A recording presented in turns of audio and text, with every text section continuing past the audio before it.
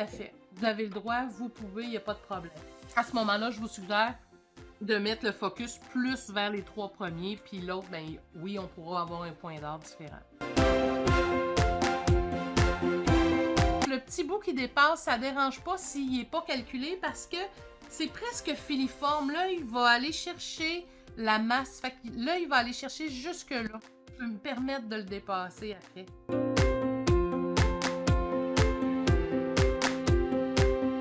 Placez votre toile droite face à vous et regardez l'écran en même temps.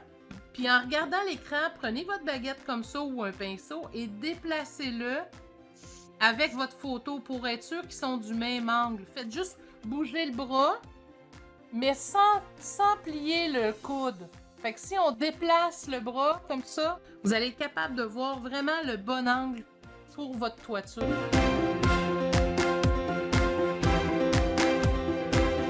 Là, ce qui est important à ce stade-ci, c'est le sens. Parce que, voyez-vous ici, là, on a l'impression que ça penche un peu. Alors, si vous voulez donner l'illusion que c'est vraiment une bonne côte puis que ça descend vraiment en pente, alors là, votre pinceau, vous allez aller dans le sens que j'ai mis mon pinceau. Si vous mettez votre coup de pinceau comme ça, vous allez avoir vraiment l'impression qu'il y a une pente puis que ça descend. Si vous faites la même chose, mais que vous y allez vraiment à l'horizontale, vous allez avoir une impression que c'est beaucoup plus plat à ce moment-là. C'est pour faire mon rappel en triangularité de la couleur. Tu sais, on en a notre vert à droite, à gauche. On en a en bas, là on en a en haut. Fait que mon autre petit vert que j'avais de tantôt, je vais aller en mettre 2-3 taches. Juste au cas où que je sois pas, que je refasse pas les mêmes couleurs plus tard.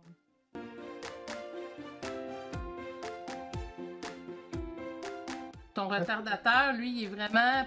Il empêche ta peinture de sécher trop vite.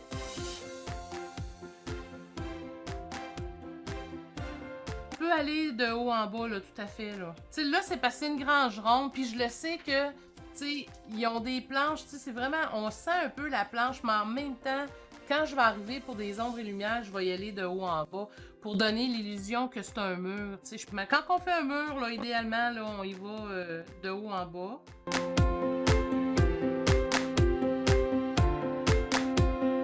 La lumière arrive d'en bas, le soleil, là, il va frapper par en bas.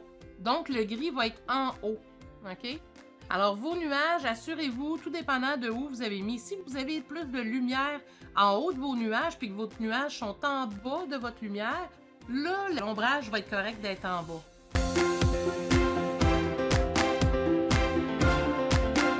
Que votre tronc d'arbre doit toujours être plus large dans le bas. Donc, il va être un peu plus en entonnoir ici et plus étroit en haut. Tu sais, comme là, ici, il est beaucoup plus large. Bien là, c'est à moi de l'élargir un peu à gauche pour être sûr que mon tronc d'arbre soit vraiment plus large dans le bas que dans le haut. Et c'est souvent à cette étape-ci, quand on commence, on fait notre tronc d'arbre. Puis là, quand on rajoute les feuilles, on a tendance à rajouter du feuillage. Tu sais, on en rajoute, hein. Fait que des fois, le tronc d'arbre, il ne fit plus avec le feuillage. Fait qu'un truc que vous pouvez faire, et qui fait très naturel, je trouve, souvent, vous pouvez rajouter une branche de côté.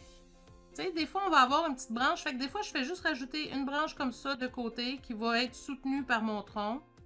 Puis je vais gérer l'ombre et la lumière un peu plus tard, là, mais je fais juste me rajouter une branche comme ça, puis déjà, je viens de créer une raison d'être de mon feuillage qui est agrandi. Salut tout le monde! Et puis, allez voir sur mon site web, célinerogertv.com. N'oubliez pas de vous abonner.